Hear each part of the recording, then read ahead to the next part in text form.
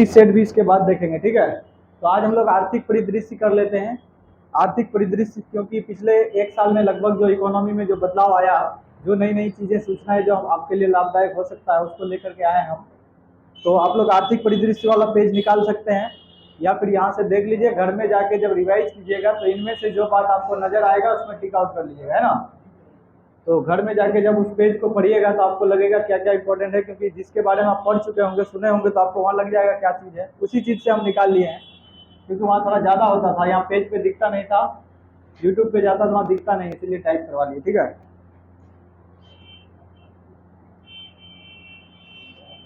तो चलिए हम लोग का आर्थिक ये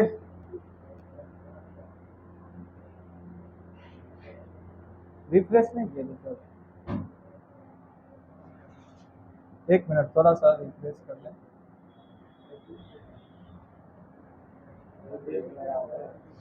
अच्छा आप लोग बताइए, तो खेलो इंडिया यूथ गेम्स कहाँ हुआ था?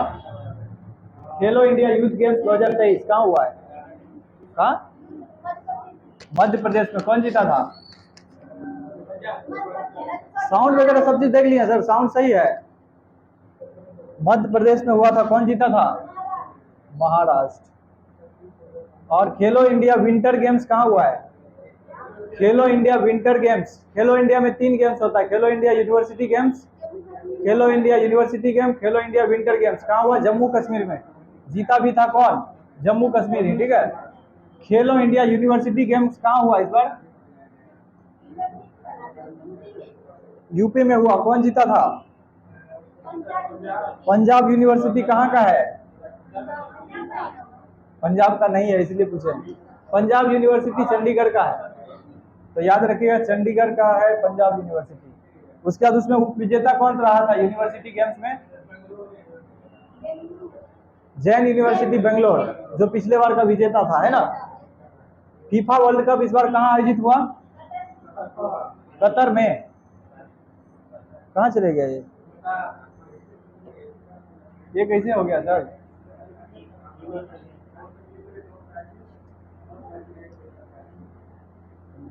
नो विंडोज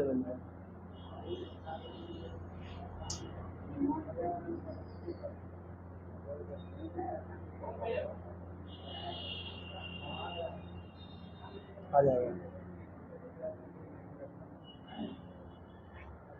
कुछ तो टच नहीं हुआ था, लेकिन गया कैसे?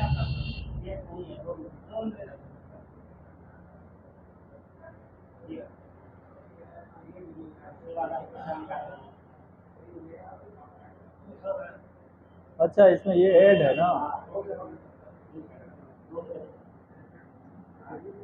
चलिए यहाँ से हम लोग स्टार्ट करते हैं। आर्थिक परिदृश्य हम लोग स्टार्ट करते हैं, ठीक है।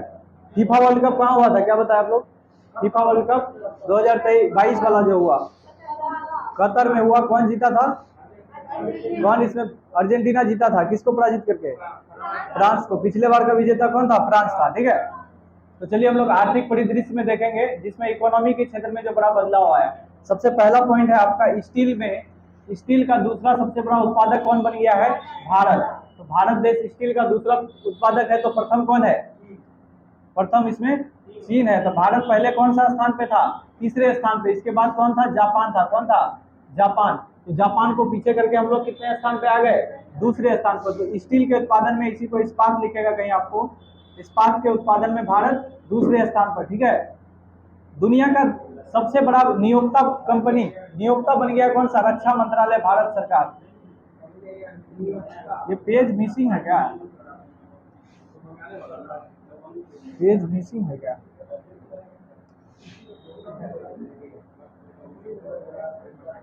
चलिए गप बंद कर दिए आप लोग, गप बंद कर दिए।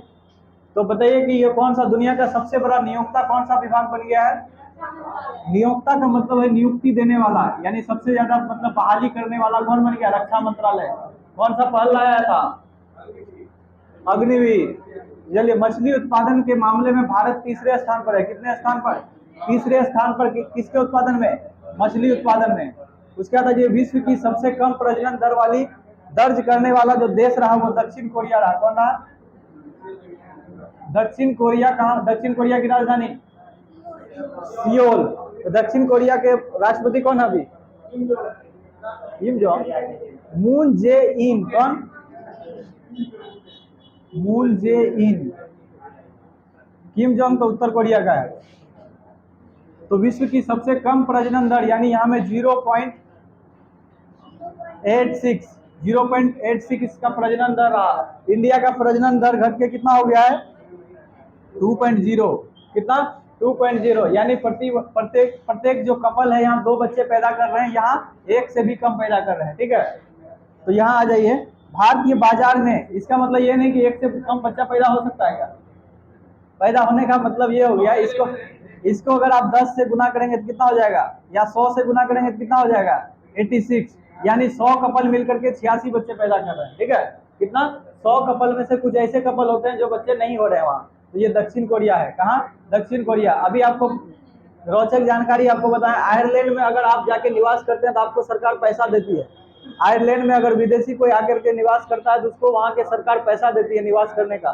ठीक है, जापान में भारत मतलब पाकिस्तान के लोगों को खेप वाइज भेजा जा रहा है वहाँ प्रजनन बढ़ाने के लिए। पाकिस्तान के लोगों को वहाँ, पाकिस्तान सरकार वहाँ लोगों को भाड़े पर भेज रहा है। मतलब पाकिस्तान को ही क्यों नहीं, आपको भी भेजा जा सकता है। आपकी सरकार ऐसा काम नहीं कर सकता, उसकी सरकार मजबूरी में क्या है, पैसे के इसके लिए, इसीलिए वो लोग भेज रहे हैं। आप भी जा सकते हैं, पाकिस्तान सरकार से कांटेक्ट कीजिए। तो भारतीय बाजार में ये क्या था? 100%। भारतीय बाजार में 100% इलेक्ट्रिक दुपहिया वाहन होगा। कब तक? 2026-27 तक। तो भारत के बाजार में 100%। बाहर का आवाज आ रहा है ना? हेलो सर, थोड़ा सा इधर ध्यान दीजिए ना। कौन वाला फैन है, ज्यादा आवाज कर रहा है? कोई फैन का ज्यादा आवाज हो रहा है क्या? बाहर से आवाज आ रहा है? अच्छा, इसका आवाज हो रहा है। भारतीय बाजार में 100% इलेक्ट्रिक दुपहिया वाहन कहां से लॉन्च, कब होगा? 2026-27 तक भारत के बाजार में 100% दुपहिया वाहन। इसको ऑन कर दिए सर, इसको लाइटिंग ऑन कर दिए सर। भारत में एफडीआई के क्षेत्र में सर्वाधिक निवेश करने वाला देश कौन रहा? सिंगापुर। कौन सा? सिंगापुर। भारत के एफडीआई में सबसे ज्यादा योगदान किस देश का? सिंगापुर का। आरबीआई ने बैंकों के लिए एक अभियान चलाया है, 100 दिन 100 भुगतान अभियान। कौन सा? 100 दिन 100 भुगतान अभियान। किसका है? आरबीआई का। कब हुआ था स्थापना आरबीआई का? 1 अप्रैल 1935 ईस्वी में। यानी एक किसका कब आया था? 1934 ईस्वी में। और केंद्रीय बैंक के लिए इसका कमेटी कब गठित हुआ था? कमेटी का नाम क्या था?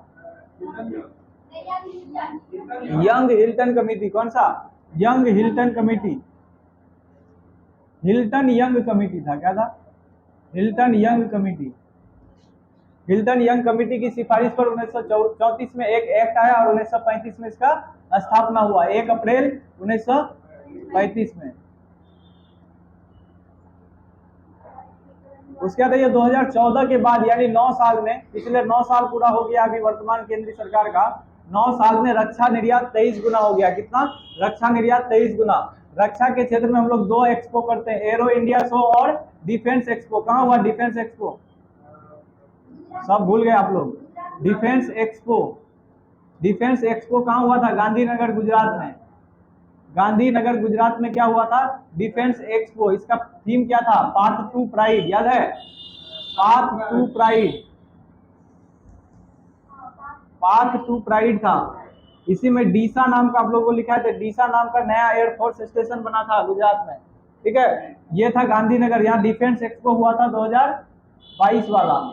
और यहाँ एरो इंडिया शो अभी भी कहाँ हुआ? Arrow India show, arrow India show कहाँ हुआ था? बेंगलुरु में, केम्पगोड़ा हवाई अड्डा में। कहाँ? केम्पगोड़ा हवाई अड्डा कहाँ है? बेंगलुरु में। मई 2023 में भारत का कुल निर्यात कितना रहा? 60.29 बिलियन अमेरिकी डॉलर, जो पिछले कुछ महीने से कम है, ये इसलिए लिखा दिया गया, यानी कम हुआ है इधर निर्यात। ठीक है, पटना, जो पटना नगर निगम है, सीबीडीसी, एक दिन चर्चा किए थे हम लोग सीबीडीसी पर, सेंट्रल बैंक डिजिटल करेंसी, जिसको हम लोग शुद्ध रूप में क्या कहते हैं? ई रूपी। क्या कहते हैं?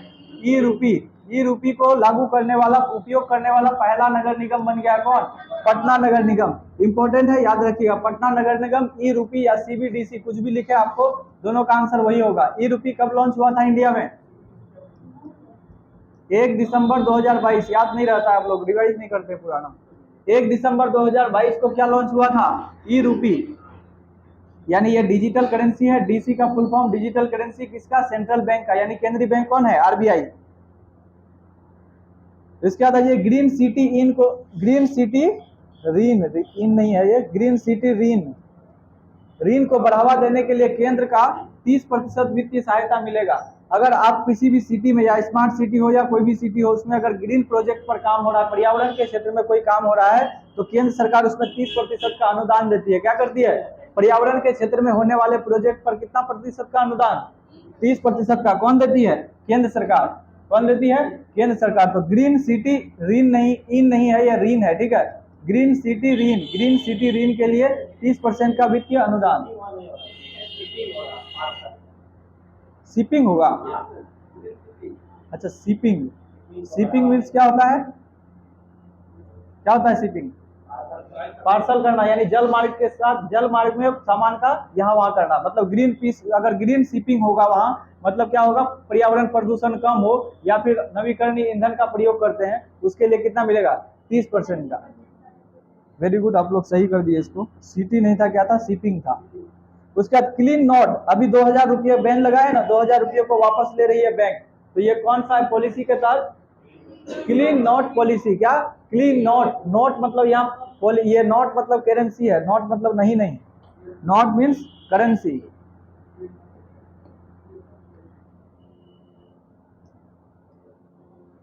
वित्त मंत्रालय ने योजना चलाया था, ये तो हम लोग पढ़े हैं, विवाद से विश्वास योजना। इसमें प्रथम भी था, और क्या था? विवाद से विश्वास योजना सेकेंड। प्रथम किससे था? एमएसएमई से। इससे याद रखना, पूछेगा आपको यही वाला चीज। विवाद से विश्वास योजना प्रथम का किससे संबंध है? एमएसएमई से। विवाद जितना चल रहा है सरकार का, उसको निपटान करना है। विवाद से विश्वास, विवाद का निपटान। दूसरा में क्या होगा? किसी सरकार की किसी भी संस्था का, व्यक्ति से या आपस में संस्था का कोई विवाद चल रहा है, उसको समाप्त किया जाएगा। पहला एमएसएमई से, दूसरा सरकारी निकाय से, याद रखिएगा शॉर्ट में। तीसरा क्या है? रूस बना है भारत का सबसे बड़ा तेल आपूर्तिकर्ता। रूस बना है, रूस ही बन गया उर्वरक आपूर्तिकर्ता भी। उर्वरक आपूर्तिकर्ता भी भारत के लिए कौन बना? ये क्यों हुआ? रूस यूक्रेन वार चल रहा है। कब स्टार्ट हुआ है रूस यूक्रेन युद्ध? पूछ देगा आप लोग। कब हुआ था?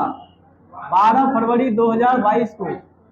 याद रखिएगा, ये डेट नहीं भूलना आपको। 12 फरवरी 2022 को कहाँ, कब युद्ध हुआ शुरू? किसके किसके बीच युद्ध हुआ? रूस और यूक्रेन। रूस वर्सेस यूक्रेन, जो अभी तक बंद नहीं हुआ है, ठीक है। तो रूस यूक्रेन के बीच जो लड़ाई शुरू हुआ है, इसी लड़ाई के बाद क्या हुआ? यूरोप के सभी देश रूस से अपना संबंध धीरे धीरे तोड़ने लगा, रूस के सामान खरीदना बंद कर दिया। तो रूस का जब तेल बिकना कम हो गया, तो रूस भारत को सस्ती दरों में तेल देना शुरू कर दिया। भारत सबसे पहले किससे सबसे ज्यादा तेल खरीदता था? इराक से। किससे? इराक से। भारत का तेल आपूर्ति करता सबसे बड़ा देश कौन था? ईरान नहीं, इराक। ईरान था सबसे बड़ा तेल आपूर्ति करता देश भारत का पिछले कई वर्षों से। लेकिन रूस यूक्रेन वार के बाद रूस से हम लोग सबसे ज्यादा सस्ती दर पे खरीदने लगे, ठीक है। इसके बाद आ जाइए, अमेरिका के द्वारा मना किए जाने के बावजूद भी हम लोग रूस से खरीदारी जारी रखे हैं। हाँ, आपके यहाँ सस्ता नहीं मिल रहा, अलग बात है। यहाँ सरकार कमाई कर रही है, सरकार को जो लॉकडाउन में झटका लगा है उसका यहाँ से चूस रही है, अलग बात है, वो आपके सरकार का मसला है। सच्चाई यही है कि तेल का अगर हकीकत वास्तविक रेट अगर विश्व दर पे लाया जाए, अभी आपको 32 से 35 रुपए लीटर पेट्रोल मिल सकता है। लेकिन इसके अलावा अगर 100-120 में आप खरीद रहे हैं, सीधा समझिए, इसको माइनस कीजिए, इसमें 80 से 85 रुपया सरकार टैक्स लेती है। जितना दाम नहीं है उससे 3 गुना टैक्स लिया जा रहा है आपसे।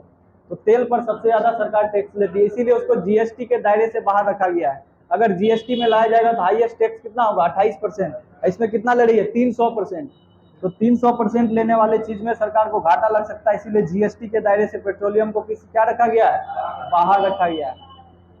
भारतीय सौर ऊर्जा निगम, इसीलिए जब भी कम घटता है विश्व बाजार में पेट्रोल का दाम घटता है, तो आपके यहाँ पैसों में घटता है, 0.20 रुपया घटता है, यानी 20 पैसा घटता है। जब बढ़ाने की बारी आती है तो रुपया में बढ़ाया जाता है, 5 रुपया, कभी 7 रुपया, समझे। घटाने का बारी आता है तो पैसा में, जब बढ़ता है तो रुपया में। चलिए, भारतीय सौर ऊर्जा निगम, भारतीय सौर ऊर्जा निगम को मिनी रत्न श्रेणी का दर्जा दिया गया है। मिनी रत्न श्रेणी में कौन आ गया? भारतीय सौर। और ग्रामीण औद्योगिक, ग्रामीण एक क्या था? ग्रामीण ऊर्जा निगम को क्या मिला है? महारत्न का दर्जा आएगा अभी शायद। ये मिस्र एक देश है जो ब्रिक्स समूह का एक बैंक है, न्यू डेवलपमेंट बैंक, हम लोग चर्चा किए हैं। एनडीबी कब गठित हुआ था? 2014 में इसका मुख्यालय बीजिंग में, बीजिंग चीन में इसका मुख्यालय है। 2014 में गठित हुआ है न्यू डेवलपमेंट बैंक। ये न्यू डेवलपमेंट बैंक चीन ने इसीलिए विकसित किया है इसको अमेरिका को कंट्रोल करने के लिए। अमेरिका के अधीन कौन काम करता है? IMF और वर्ल्ड बैंक, उसी का ऑप्शन चुन रहा है कौन? चीन। NDB स्थापित किया। एक और बैंक है AIIB, Asian infrastructure investment bank. ये जो है एशियाई क्षेत्र को, केवल एशिया के देशों को ऋण देता है। ये भी चीन इसका नेतृत्व कर रहा है। उसके बाद मिस्र कौन था? न्यू डेवलपमेंट बैंक में शामिल होने वाला नया सदस्य कौन बन गया है? मिस्र बन गया है। इसी में UAE भी शामिल हो गया है, इसी में ईरान भी शामिल है NDB में। ये सब इसके बाद कौन हुआ? मिस्र इसमें शामिल हुआ। तो यहाँ मिस्र ब्रिक्स में शामिल नहीं हुआ है। किसमें हुआ है? ब्रिक्स का बैंक में शामिल हुआ है। न्यू डेवलपमेंट बैंक को ब्रिक्स बैंक भी कहते हैं। NDB का दूसरा नाम क्या है? BRICS bank. क्या है? BRICS bank. और बात कर ले, यहाँ स्टार लगा के कहीं नोट कर लीजिए। ब्रिक्स में तो ये तो न्यू डेवलपमेंट बैंक का सदस्य बना है। अगर ब्रिक्स की सदस्यता की बात करें तो ब्रिक्स में सदस्य बनने के लिए कौन आवेदन किया है? पिछले दिन बताया था आप लोगों को, अल्जीरिया। कौन? अल्जीरिया ने आवेदन किया है ब्रिक्स का सदस्यता के लिए। अल्जीरिया ने आवेदन किया है सदस्यता के लिए। सदस्यता के लिए किसने आवेदन किया है? अल्जीरिया। अफ्रीका का देश है अल्जीरिया, यानी आप भूमध्य सागर के तट पे देखेंगे इसको, सहारा मरुस्थल वाला क्षेत्र में। यानी इस तरह से अगर आपका अफ्रीका महादेश होगा, यहाँ दिखेगा आपको कौन सा? अल्जीरिया। मोबी क्विक है ये, एक साथ लिखेंगे मोबी, एक साथ लिखा जाएगा मोबी, उसके बाद के कैपिटल लिखिएगा, क्विक। तो मोबी क्विक नाम का एक क्या है? ऐप है मोबी क्विक एक ऐप है जो UPI पर क्रेडिट कार्ड को भी सपोर्ट करने लगा है। UPI मतलब गूगल पे, फोन पे, अमेजन पे जो भी यूज करते हैं वो सब क्या है? UPI है। UPI का full form, unified payment interface, यानी एकीकृत भुगतान प्रणाली।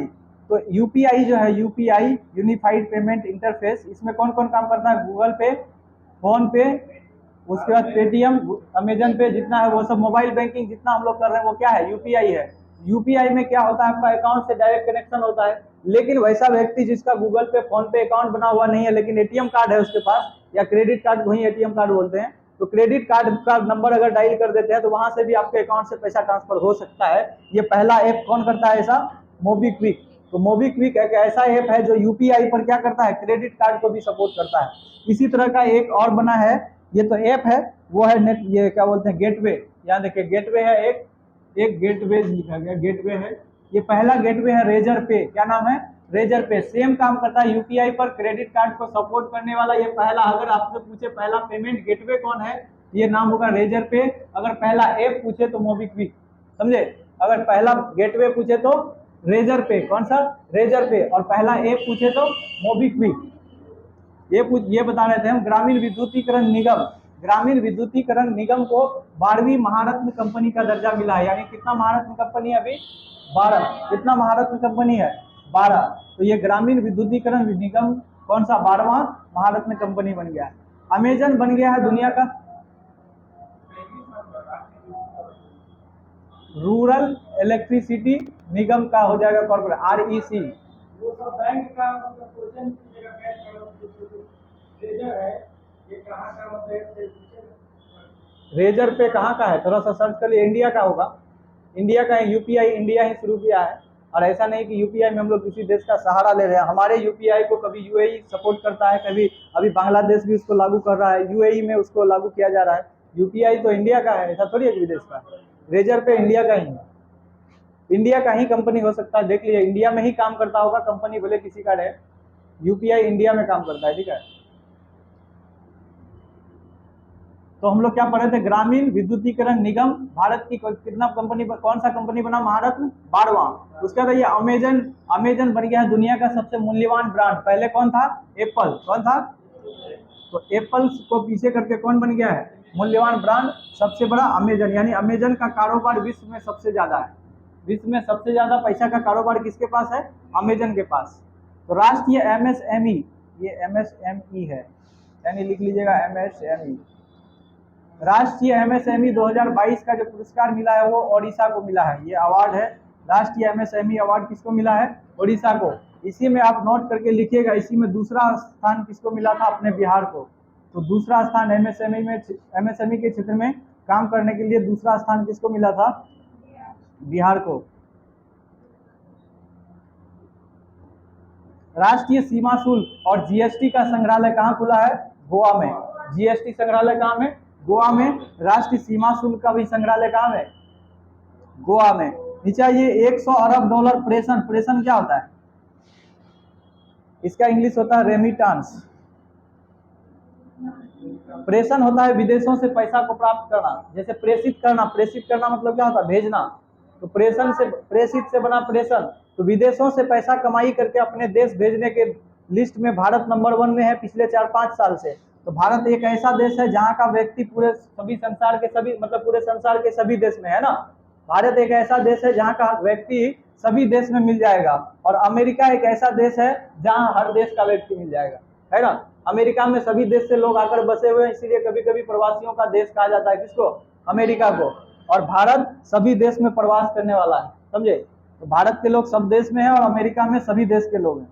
ये है प्रेषण प्राप्त करने में। इसमें सबसे ज्यादा खाड़ी देश से हम लोग प्रेषण प्राप्त करते हैं, खास करके UAE से, सऊदी अरब से, उसके बाद हम लोग कहाँ, वहाँ कौन सा? ईरान से। इन सभी देश से सब किसे? कतर है तो बहुत छोटा देश है, कतर तो ईरान का एक राज्य की तरह होगा। प्रवासी भारत को जनगणना को नहीं गिना जाएगा प्रवासी भारतीय को, क्योंकि वो भारतीय मूल के हो जाते हैं। प्रवासी भारतीय को गिना जाएगा जिसका नागरिकता भारत में है, केवल वहां काम करने गए हैं। अगर जो वहां नागरिकता ले लिए उसको नहीं गिनते हैं, ठीक है। उसमें 2-3 तरह का, प्रवासी भारतीय में भी 2-3 तरह का लोग आता है। एक आता है मूल निवासी यहाँ के हैं, या फिर वो वहाँ सदस्यता अगर नहीं लिया है नागरिकता, तभी यहाँ के नागरिकता में जिसका नाम है उसी को काउंट करते हैं। 100 अरब डॉलर प्रेषण प्राप्त करने में मतलब कौन पहला स्थान रहा? भारत। यानी भारत पहली बार, ऐसे तो नंबर 1 पे भारत रहता ही है, लेकिन इस बार 100 अरब डॉलर को पार कर गया है। मतलब विदेशों से कमाई करके भारत भेजने वाले लोग 100 अरब डॉलर पार कर गए हैं टोटल मिला के। ये 2022 का आंकड़ा है। दूसरा स्थान इसमें चाइना का है। दूसरा स्थान किसका है? दूसरा स्थान इसमें चीन का है। सबसे आबादी इसी का सबसे ज्यादा है, तो कहाँ होगा? कौन भेजेगा?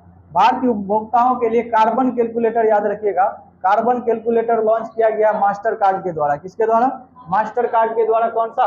Carbon calculator. नेक्स्ट है आपका है RBI की नई सुपटेक पहल है एक दक्ष, यानी टेक्नोलॉजी के क्षेत्र में ज्यादा तेजी से काम करने के लिए, जिससे फिनटेक का स्थापना हुआ कहाँ? गुजरात में। फिनटेक सिटी, या हम लोग गिफ्ट सिटी बोलते हैं उसको।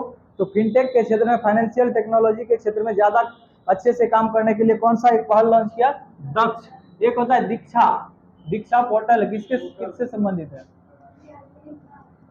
शिक्षा से संबंधित। यानी किससे संबंधित है? शिक्षकों को ट्रेनिंग देने से संबंधित। शिक्षक प्रशिक्षण पूछा जाएगा आप लोग टीचर वाला एग्जाम सबसे।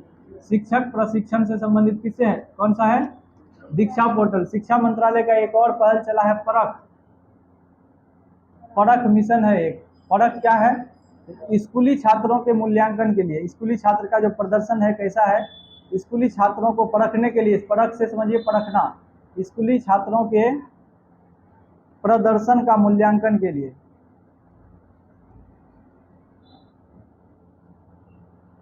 एक और पोर्टल है इसमें निष्ठा।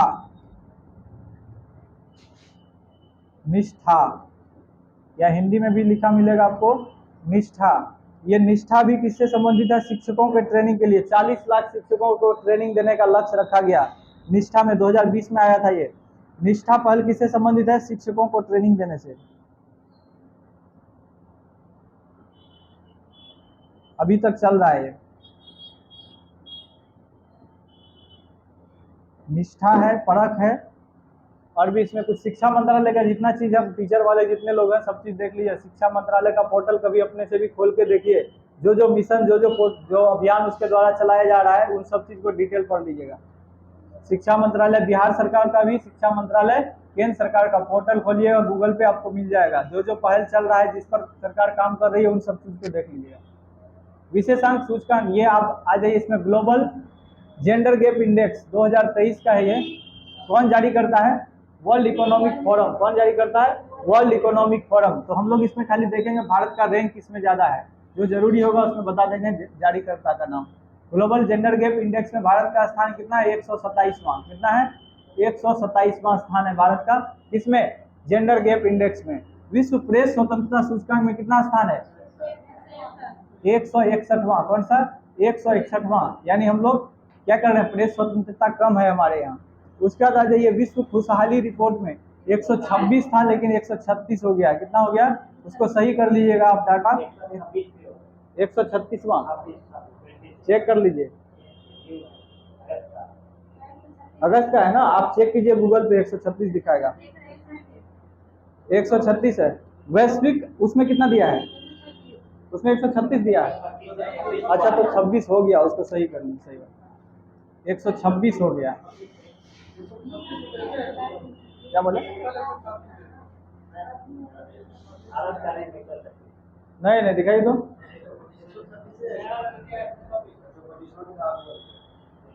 शांति वाला कहाँ है, ऊपर में कहाँ है, खुशहाली है। उसके बाद कितने नंबर पे है शांति वाला, क्या देख रहे हैं हम लोग, खुशहाली ही तो देख रहे हैं। खुशहाली में 136 देशों में 126वां स्थान, 2022 में 136वां था, 123 में 126 हो गया। ठीक तो था, ठीक तो हम बताए। अच्छा 26वां हो गया है, ठीक है, 126वां हो गया है। अब इस बार जो है 136 देशों के लिए लॉन्च किया गया है, 136 देश के लिए लॉन्च किया गया है। उसमें कौन सा स्थान है, 126वां। उसके बाद है वैश्विक आतंकवाद सूचकांक में 13वां स्थान है। कितना, 13वां स्थान है। इसमें प्रथम स्थान है अफगानिस्तान का, तालिबान का शासन है वहां, तो नंबर 1 तो होगा ही। अफगानिस्तान के लिए हम लोग कौन सा ऑपरेशन चलाए थे, ऑपरेशन देवी शक्ति, मित्र शक्ति नहीं, ऑपरेशन देवी शक्ति। यूक्रेन के लिए operation Ganga. Henley passport index 2023, Henley passport index 2023 में 85 नहीं, अब 80वां हो गए, 8 दिन पहले का रिपोर्ट है। 85 काट के 80वां कर दीजिए, ठीक है। हेनले पासपोर्ट इंडेक्स में प्रथम स्थान किसका है, प्रथम हमेशा सिंगापुर का ही रहता है। इसमें किसका, सिंगापुर का। क्या लिखा है, उसमें जापान लिखा हुआ है। अच्छा उसमें प्रथम स्थान किसका लिखा हुआ है, जापान, वो बोल रहे हैं सिंगापुर।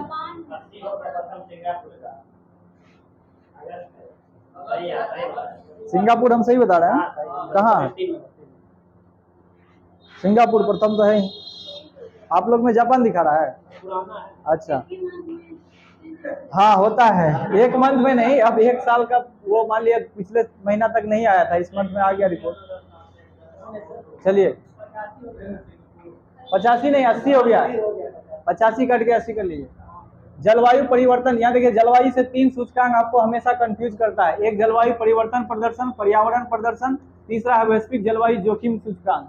तो जलवायु पर्यावरण से रिलेटेड 3 सूचकांक को एक साथ हमने कर दिया है। यहाँ जलवायु परिवर्तन प्रदर्शन की जब भी बात आएगी, यहाँ में आप लिखिएगा भारत को 10वां स्थान था, जो 8वां हो गया। कौन सा, 8वां स्थान हो गया है। कितना, 8वां स्थान। पर्यावरण प्रदर्शन सूचकांक, अगर यहाँ परिवर्तन ना पूछे, केवल प्रदर्शन पूछे, तो 180/180 है, मतलब 180 देशों में भारत को सबसे अंतिम 180वें स्थान पर रखा गया है। यानी हम लोग पर्यावरण प्रदर्शन में सबसे पीछे हैं। और दूसरी बात है वैश्विक जलवायु जोखिम के मामले में, जोखिम में हम ऊपर होंगे, क्योंकि हमारे यहाँ 3 ओर हम समुद्र से घिरे हुए हैं, तो जोखिम सबसे ज्यादा किस पर होगा, तो भारत में है। तो यहाँ आपका आ जाएगा 7वां स्थान। कौन सा, 7वां स्थान पे हम लोग, सेकेंड नहीं है, 7वें स्थान पे है। इसमें पहले 4 स्थान पर कोई है ही नहीं, पहले 4 स्थान पे शायद कोई है ही नहीं। कोई है क्या, पहला स्थान कौन है, दिया है मोजाम्बिक है कौन। तो इसमें ग्लोबल हंगर इंडेक्स, यानी ये भूखमरी का सूचकांक है। क्या है, भूखमरी सूचकांक। इसमें हम लोग लगातार पीछे हो रहे हैं, पीछे होने में माहिर हैं। इसमें अभी हम लोगों का स्थान कितना है, 107वां।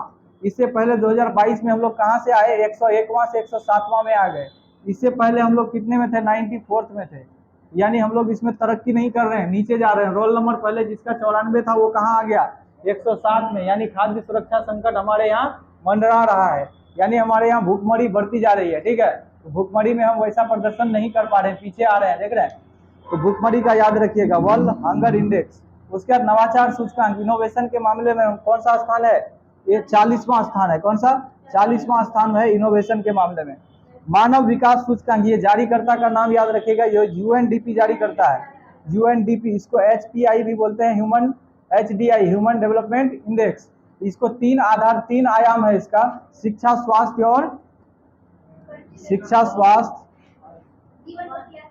और जीवन स्तर या जीवन प्रत्याशा, जो भी बोलिए। तो जीवन प्रत्याशा, स्वास्थ्य और शिक्षा, तीन इसका क्या है? आयाम है। अगर संकेतक पूछे तो 10। ये इसलिए बता रहे हैं कि इस पर बीपीएससी मेंस में लगातार 2 बार प्रश्न पूछा जा चुका था। केवल इसी रिपोर्ट पर मेंस में 38 मार्क्स का एक क्वेश्चन था और मानव विकास रिपोर्ट पर चर्चा करना था। तो थोड़ा सा डिटेल याद रखिएगा। इसमें आयाम कितना है? 3 आयाम है, शिक्षा, स्वास्थ्य और जीवन स्तर। संकेतक कितना है? 10 संकेतक। इसी 3 आयाम से अलग अलग संकेतक निकलता है, संकेतक इंडिकेटर, उसके आधार पर जारी किया जाता है यूएनडीपी के द्वारा। और इसमें स्थान भारत का इस बार 132वां है। कितना है? हम लोग 130 के आसपास लगातार कई वर्षों से रह रहे हैं, कभी 30, 31, 32, कभी 29, इसी तरह का रहता है। तो 132वें स्थान पर है ह्यूमन डेवलपमेंट इंडेक्स में। थोड़ा सा पहले रिवाइज कीजिए, तो कितना सब पढ़ लिया आप? अच्छा, इंडेक्स कर लेते हैं रिवाइज लास्ट में, क्या? चलिए, वैश्विक शांति सूचकांक यही पढ़ लिया अभी क्या? अच्छा, शांति सूचकांक है, इसमें भारत का स्थान 135वां है। कितना? 135वां स्थान है शांति सूचकांक में, यानी वर्ल्ड पीस इंडेक्स, क्या बोल रहे हैं, पीस इंडेक्स में। सतत विकास 126 है, पिछले साल का 135 था क्या? 135 था पहले, 126वां स्थान आ गया। ठीक है, हाँ, शांति में 126वां स्थान होगा।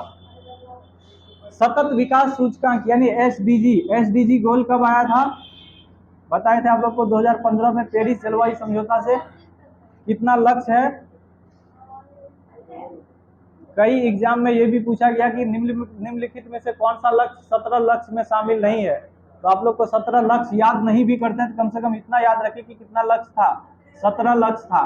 कब तक के लिए है ये?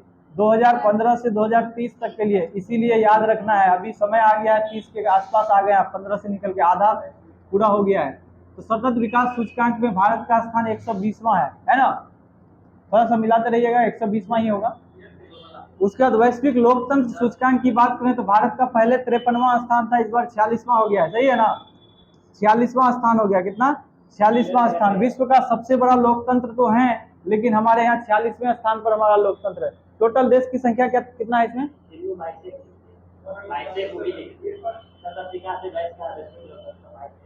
हाँ, 21 का डाटा है, 22 में आया है। हाँ, तो इसको 22 या 21 वही चलेगा।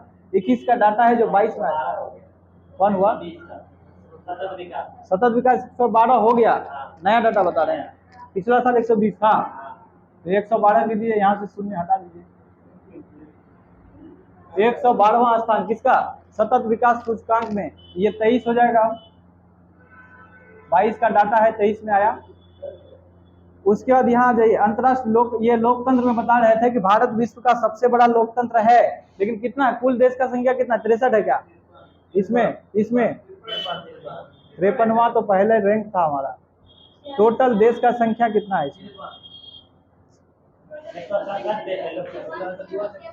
वही तो बोल, 167 देशों में कौन सा स्थान है हमारा? 46वां स्थान है। तो यहाँ यही बता रहे थे आप लोगों को। अंतर्राष्ट्रीय बौद्धिक संपदा सूचकांक, अंतर्राष्ट्रीय बौद्धिक संपदा सूचकांक का जो ये मिलता है, कॉपीराइट इसमें होता है ना। कौन कौन चीज आता है इसमें?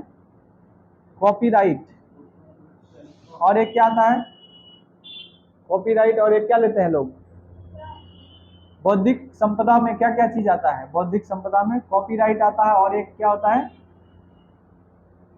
यानी कोई भी चीज, यानी आपका अपना अगर कंटेंट है, आपने अगर दिमाग से विकसित किया है, कोई नया चीज क्रिएशन है आपका, उस पर आपको कॉपीराइट मिलता है। और एक क्या मिलता है?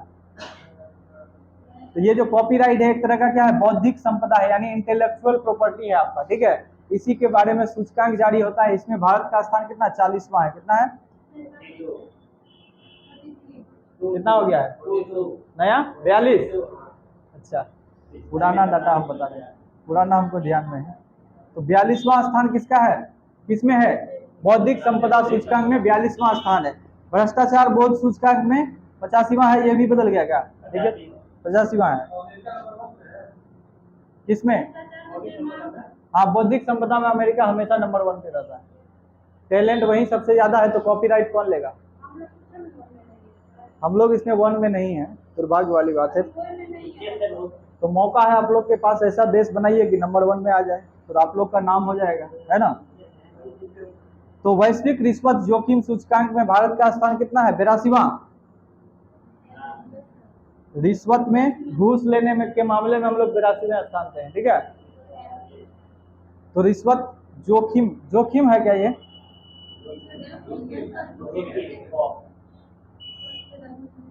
रिश्वत जोखिम रैंकिंग में कौन सा है? 82वां स्थान। तो याद कीजिए तो थोड़ा सा इसमें से। अब क्या आ गया आपका? नया आ गया लगता है।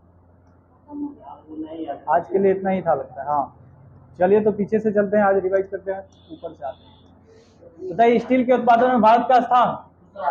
सबसे बड़ा मूल्यवान ब्रांड अमेजन। जरूरी नहीं है कि यही दिखाई दे। अरे, सबसे बड़ा नियोक्ता कौन बन गया है? भारत का रक्षा मंत्रालय। मछली उत्पादन में भारत का स्थान 3रा। सबसे कम प्रजनन दर। वाइट क्यों हो रहा है? उसके बाद भारतीय बाजार में 100% इलेक्ट्रिक वाहन कब से चलेगा? 26-27। एफडीआई के क्षेत्र में सर्वाधिक निवेश करने वाला भारत में सिंगापुर।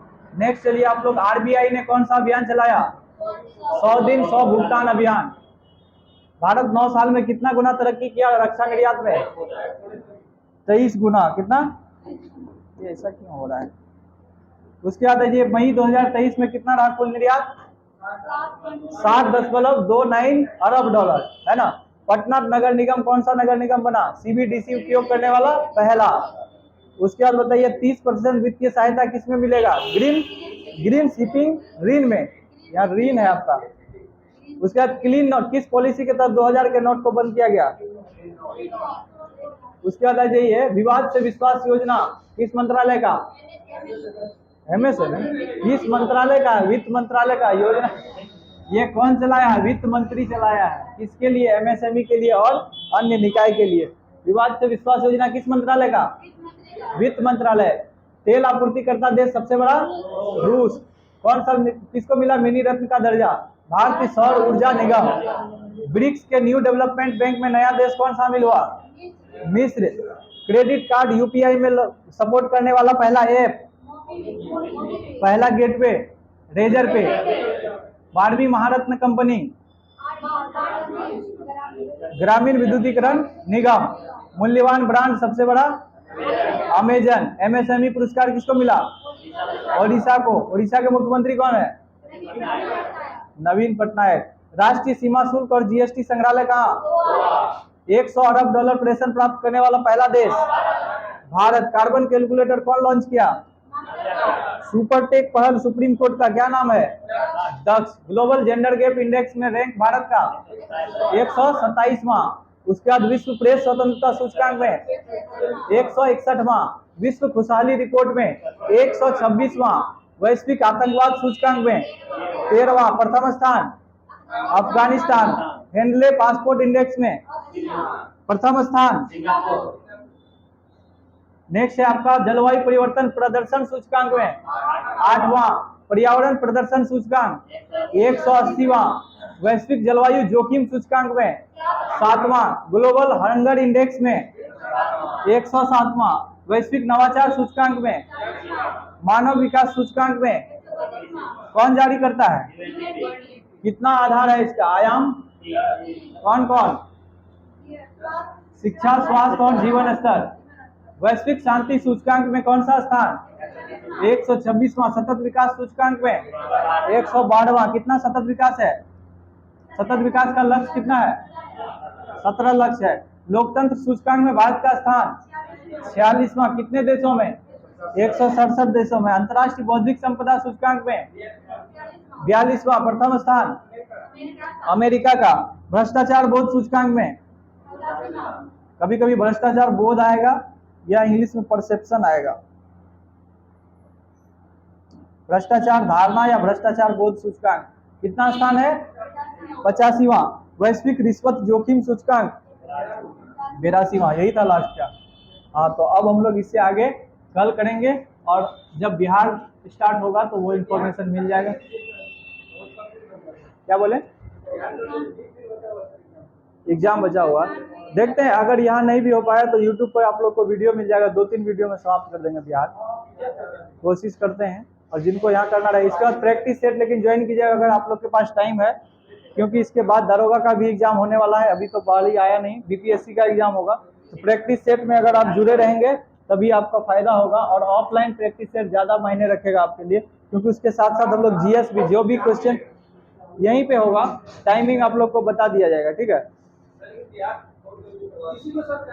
कोशिश कर रहे हैं इसी वीक में कंटेंट तैयार कर लेंगे। तो यूट्यूब में आने का मतलब होता है कि वो जो पीडीएफ लेके आते हैं ना एसपीडी वाला, वो सही नहीं जाता, उसको बंद कर दिए, फोन को कोई रिकॉर्डिंग ऑफ कर दिए कोई।